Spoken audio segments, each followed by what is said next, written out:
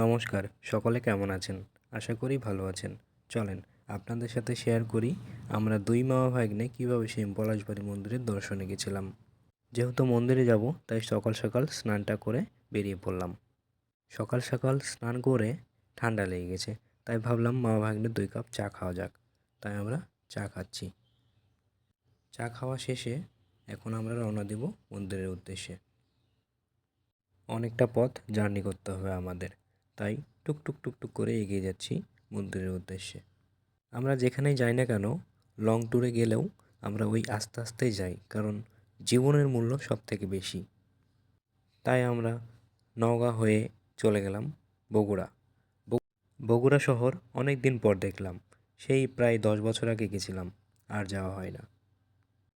তাই বগুড়া শহর উপভোগ করতে করতে এগোচ্ছি মন্দিরের উদ্দেশ্যে। তারপর গোবিন্দগঞ্জ থেকে দাদাকে নিয়ে এগোলাম মন্দিরের উদ্দেশ্যে। কোমরপুর হয়ে চলে যাচ্ছি আমরা পলাশবাড়ি সেই মন্দিরে। অবশেষে আমরা মন্দিরে পৌঁছালাম। বাইরে থেকে মন্দিরের দৃশ্যটা অনেক সুন্দর, দেখে মনে হলো এক টুকরো স্বর্গ। তারপর বাইক পার্কিং করে মন্দিরে প্রবেশ করলাম। মন্দিরের বাইরে থেকে যেমনটা সুন্দর, ভেতরে গেলে তার থেকে আরও বেশি সুন্দর। এখানে দূর দূরান্ত থেকে অনেক ভক্তবিন্দু আসে এই মন্দিরে দর্শন করতে। ভিতরে ঢুকেই চোখ পড়ল শ্রীকৃষ্ণ এবং মহাদেবের সেই বড় মূর্তি। যাই হোক, মন্দিরে যখন এসেছি তখন ভোগ না দিলে হয়, তাই হাত পা ধুয়ে চলে গেলাম ভোগ কিনতে। ভোগ কেনা শেষে দেখলাম মন্দিরে অনেক ভিড়, তাই ভাবলাম ভিড় একটু কমলেই আমরা যাব। ভিড় কমতে কমতে আমরা ভাবলাম মন্দিরটা একটু দর্শন করে নিই, আশেপাশে একটু ঘুরি। তাই ঘুরে নিলাম, দেখে নিলাম। মন্দিরে আমরা যখন প্রবেশ করলাম তখন ভক্তবিন্দু কম ছিল।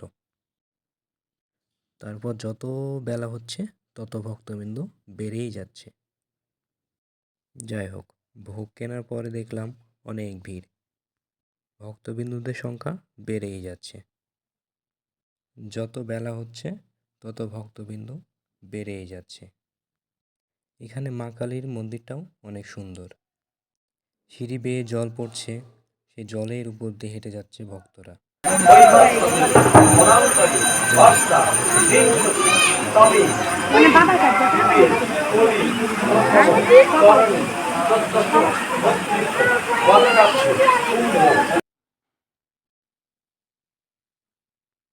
তারপর মা ভাগ্নে দুজনেই সেলফি ভিডিওতে আসলাম মন্দির সহ।